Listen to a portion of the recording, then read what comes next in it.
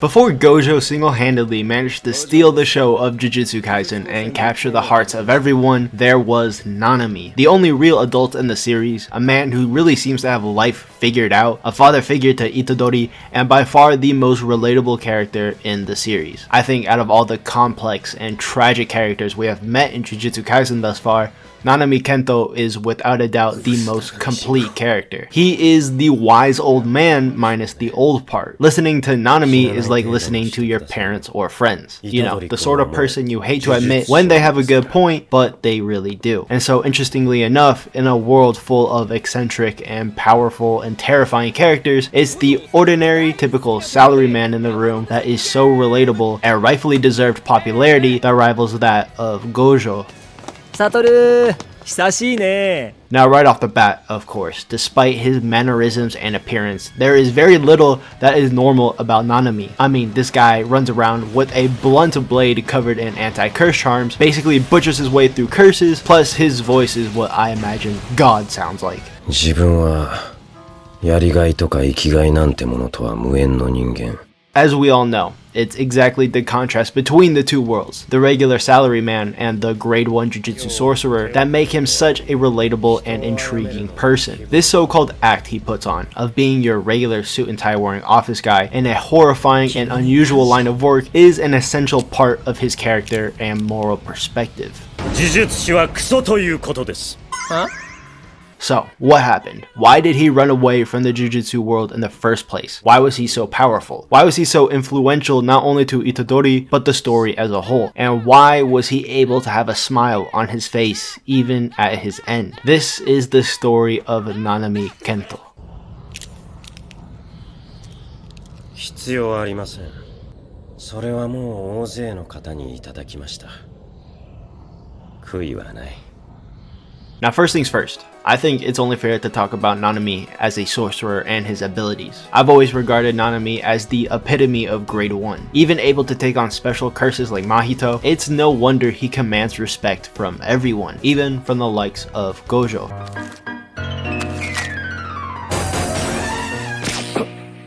Nanami's innate curse technique is 7-3 ratio that allows him to divide a target of his choice with 10 lines and then forcibly creates weak points at the ratio point of 7-3. This ability is obviously super broken, but also requires excellent motor coordination, which Nanami demonstrates together fantastically with athleticism and strength. And while not being able to form his own domain expansion, which in most cases really differentiates the strength between opponents, is a definite downside of his, being a grade 1 sorcerer, he is able to use Black Flash, a very powerful application of concentrated curse energy that allows the sorcerer the destructive power of their strike equal to a normal hit of to the power of 2.5. With Nanami's innate curse technique plus Black Flash, he's a threat to all curses.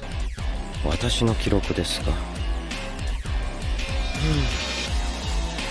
4回。運が良かっただけですよ。 However, that's not even him at his peak strength. Most interestingly, Nanami has created a binding vow with himself called Overtime, limiting the amount of curse energy he can utilize when he's officially on the clock working for Jujutsu High. Once he goes beyond his shift and has to do overtime hours, however, Nanami's cursed energy swells to an even greater degree, granting him a significant boost in fighting power.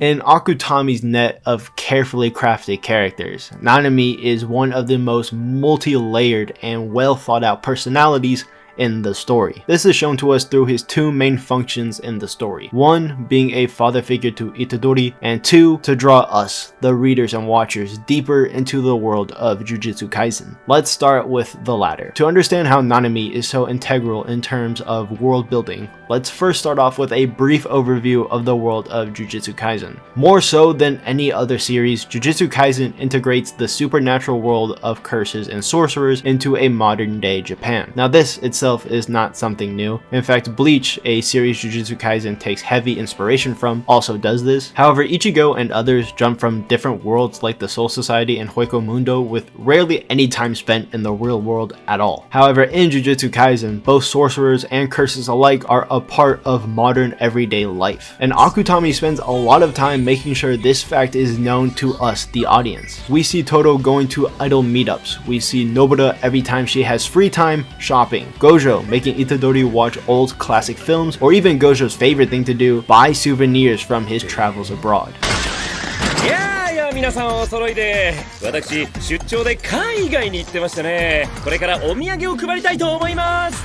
A world that keeps you interested in it and you can relate to, along with the theme of the series, which is all about confronting fears and insecurities and even figuring out what is worth giving our lives for. And Nanami is the living embodiment of this concept. He's depicted as your average salary man, full suit and tie with a slick haircut, nothing less than Gojo introduces him as. He's a stiff, if we're being honest. The guy is almost never seen smiling and takes everything seriously. He loves his formalities, a totally different type of character that we're not used to seeing in Jujutsu Kaisen. Complete opposite of Gojo's overly friendly and easygoing and overly informal attitude.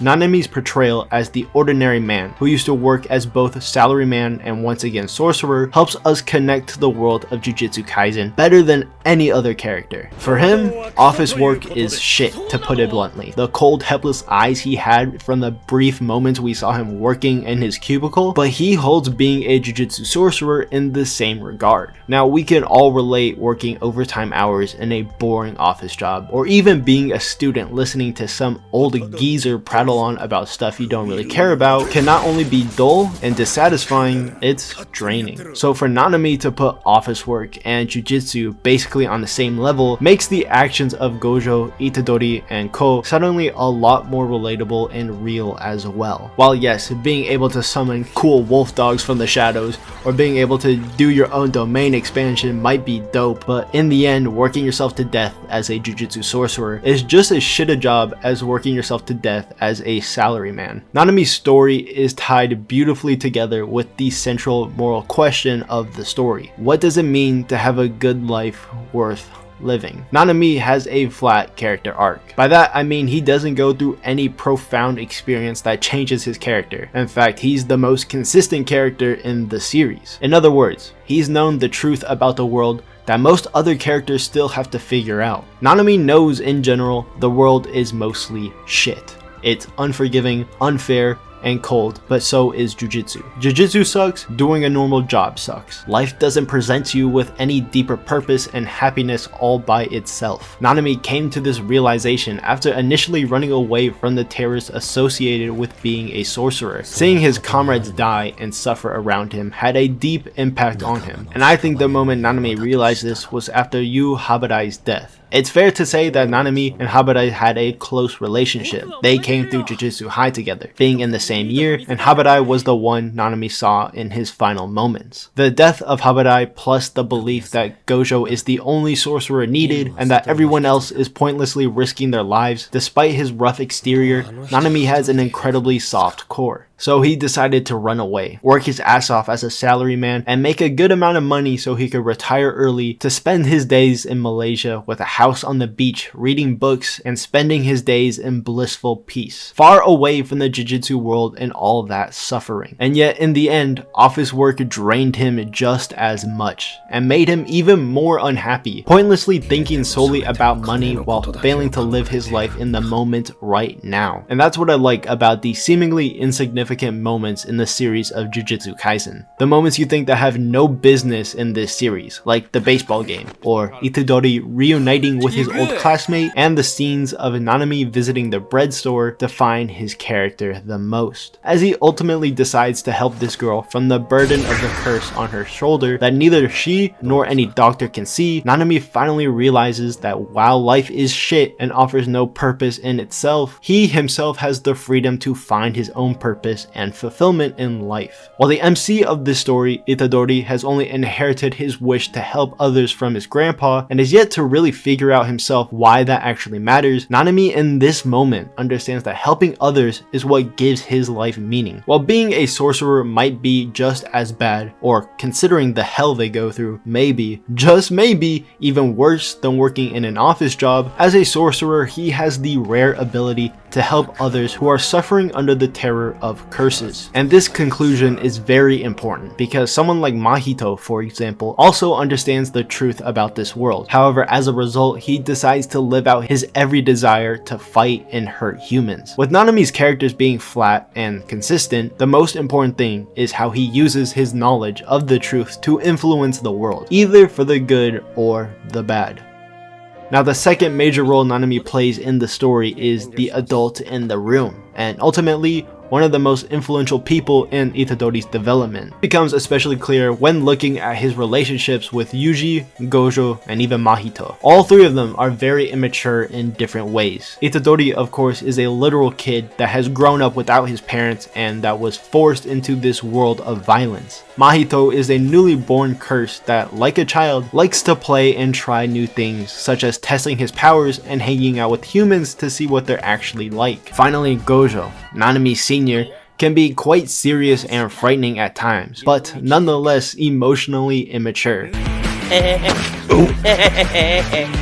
And while ironically, all three of them turn out to be way stronger than Nanami in the end, in their interactions, their immaturity becomes much clearer. Nanami in many ways is an alternative version of Gojo. While Gojo, being the strongest sorcerer, is very charismatic, eccentric, and unconformist, Nanami is a sorcerer who follows the rules, sees the work he does as a job, and as straight-laced as they come. Other than Gojo, he seems to believe in a higher external set of laws that everyone should conform to. Righteousness and goodness in particular are the two ideals that define his very life, and end up shaping him into the man he is, even if he tries to avoid them. He doesn't want to save everyone, or even the ones he holds dear, because he knows all too well that that very idea is all too impossible for him. And yet whenever he's faced with the option to help, he does so, while holding himself to his own high standards. He does all this while still maintaining his humbleness. Gojo, as we know, has a very high opinion of himself, but low social skills and low agreeabilities with others. Nanami, as his reversal, has a low opinion of himself, but is geared much more towards watching and cooperating with others. He does not let his personal feelings interfere with his work, so this allows Nanami to go out of his way to cooperate with Gojo, despite the avid disrespect he has for him and his methods of handling things. 私はこの人を信用しているし信頼している。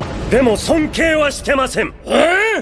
This difference is reflected perfectly in their approach to teaching. While Gojo is great bringing Yuji up to speed in terms of power, basically crash coursing him into being a first-class sorcerer in mere weeks, due to his own character flaws, he cannot teach Itadori on an emotional and even human level. This is where Nanami comes in. While he doesn't make Yuji strong in terms of power, he teaches him about morality, duty, and in general, what it means to be part of the Jujutsu world. And by far the most important part, he also allows Yuji, who reminds him of his own time as a student, to be a kid, which even though it might annoy him at first, it's incredibly important for dealing with the struggles of being a teenager that suddenly has to make complex moral decisions like taking a human life who is also way too reckless with his own. And so instead of throwing Itadori into the fire like Gojo does, Nanami gives Itadori the option to say no. Nanami is a sort of parental figure for Itadori that, while strict, gives him a sense of security and guidance. Nanami believes with his guidance, Itadori can become a stronger sorcerer and a more complete person, and he already has full faith in Itadori's abilities. それは違います。どちらかといえば、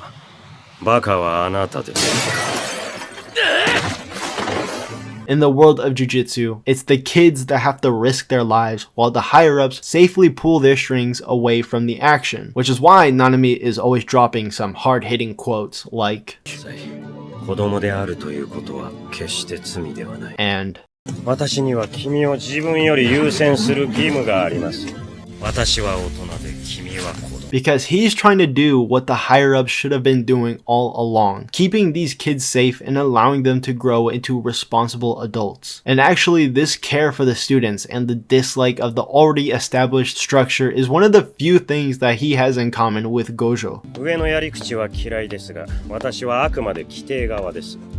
話が長くなる Nanami is an oddity among the sorcerer world, not for being eccentric, but for being too damn normal. It's the people with a few screws loose that make up 99% of this series. Nanami is just too much of a functioning adult. He's not insane like most sorcerers, which in this case, for a good reason, and that's because Nanami's #1 priority is not strength, but rather conformity and cooperating with others. And so in the end, Nanami's salary-like man persona becomes more and more of an act as you dwell on his character. It's his way of showing that it is possible to still be human and reasonable in this line of work that's determined to strip away your humanity and play on your fears. This act is not only for us, but for himself, to remind him to follow his own ideals and be good in a world that he's well aware is not so good. And so while being an incredibly sensitive and caring person at heart, he forces himself to be strict because he believes he has to. The moment that best shows this is his first fight with Mahito, where he is quite empathetic to the transfigured humans used by Mahito in their fight, despite claiming he doesn't bring his personal feelings to work. It's exactly this fatherly nature of his, the feeling that there is an adult in the room who knows what has to be done, that makes Nanami a well-respected and dearly loved character. Even though despite his best efforts, he is simply not blessed with the strength of a Gojo or Itadori. He can only pass on his will and drive to the next generation. While in his last moments he contemplated whether or not it was right for him to say these words to Itadori, believing he would be inheriting a curse, he ultimately decides he's ready and has full faith in him. Itadori has come a long way in such a short time, and Nanami believes